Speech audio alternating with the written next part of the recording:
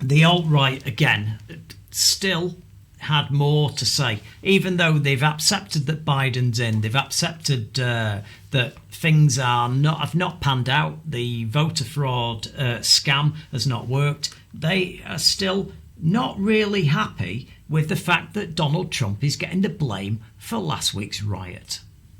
Just as I predicted last night, the media is now exploiting the unrest at the Capitol yesterday in an effort to continue its destruction of President Trump and everyone who supports him.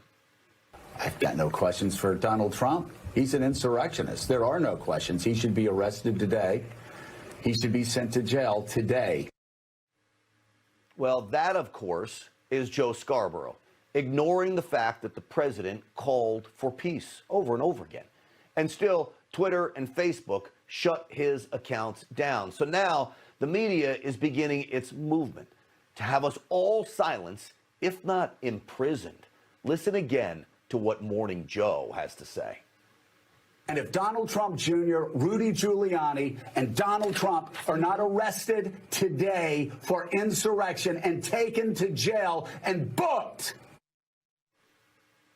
Do you understand what that's about? It's not just about Rudy and Don Jr. and Donald Trump. It's about all of you. Now that the radical left controls Congress and the White House, they are on the warpath.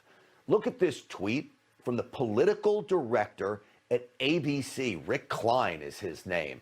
It reads, Trump will be ex-president in 13 days. The fact is that getting rid of Trump is the easy part. Cleansing the movement he commands is going to be something else. That tweet has since been deleted. But he just declared he wants us all cleansed. That is a frightening call. And it's why I call the left violent. And make no mistake, when they are done with us, who's next? You know they'll go after the cops. They're already going after them. Listen to this. The police reflect back to them. We're with you. You're good. We're not going to hurt you because you're not them. Guarantee you, if that was a Black Lives Matter protest in D.C., there would already be people shackled, arrested, or dead. Well, Joy Reid of MSNBC is a liar. Between the Capitol Police and D.C. Police, they arrested 83 people, and the number is still growing. They handcuffed all of them, shackled, she says. And sadly, one woman is dead, an Air Force veteran, shot by police inside the Capitol. She also happened to be unarmed. But to Joy Reid, deadly force isn't enough, I guess? Should I turn it around, though, on Joy Reid? If Ashley Babbitt, the woman who was shot, was an unarmed black woman, there would be rioting in D.C. for weeks. I wish the officer did not use deadly force here, but Babbitt should not have tried to breach the secure area after being warned the officers had guns drawn. It is a tragic story all the way around. But Joy Reid doesn't care about all that. They'll tell you what it feels like to protest peacefully and unarmed and have how the police will treat you if you're black. That's it. They're not afraid of the cops because they know the cops are cool with it. See, she makes this about race to smear the police officers. She decries this, quote, lack of police response as a man is washing his eyes out after being pepper sprayed by police, if you noticed in the video as she was talking. Here is a shot of the trespassers being held at gunpoint on the ground. It took police 4 hours to secure the Capitol. Most of the crowds were dispersed or arrested within the hour. It's true they should have never gotten inside. But I will also say the swift action of officers to gain back control with few injuries was actually impressive. And most of the injuries were actually suffered by police, 50 in all. Compare that to Kenosha and Minneapolis and Portland and Seattle, where police on many nights all but disappeared to let rioters have their, quote, space. But CNN doesn't want us talking about that.